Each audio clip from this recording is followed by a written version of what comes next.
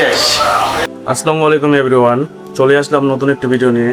আজকে আপনাদের দেখাবো কিভাবে ছাগলকে কৃমি মুক্ত করতে হয়। সব এক এক করে এভাবে বেটে নিলাম, বেটে পাউডার করে নিলাম। এই পাউডারটি পানিতে ভালোভাবে মিক্স করে নেব।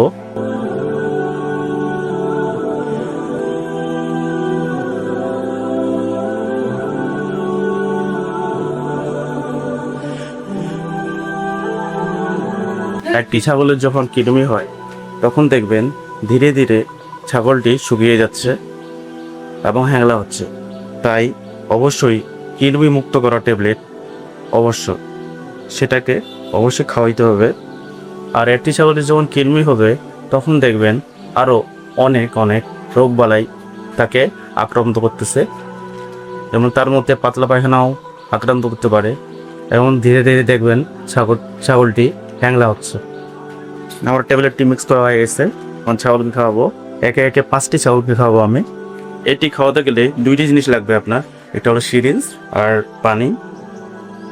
প্রতি একটি ছাগলকে 6 মিলি থেকে 12 মিলি খাওয়ানো প্রয়োজন। অবশ্য আমি 6 মিলি খাওয়াবো, আমাদের বাচ্চা হলো একটু ছোটো, ওই জন্য 6 মিলি খাওয়াবো আমি।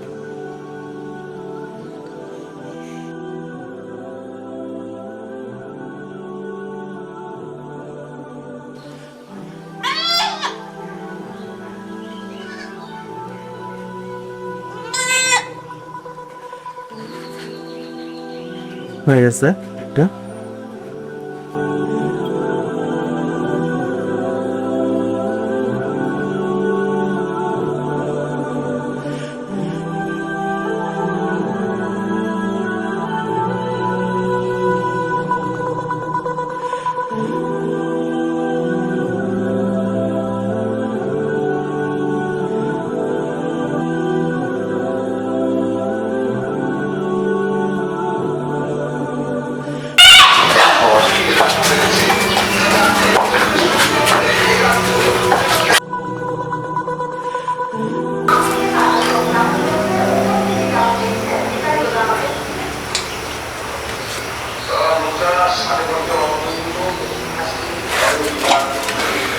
শেষ। আর যখন থেকে খাওয়াইলাম তার আধা ঘন্টা বা 1 ঘন্টার মধ্যে কিছু না খাওয়াটাই ভালো।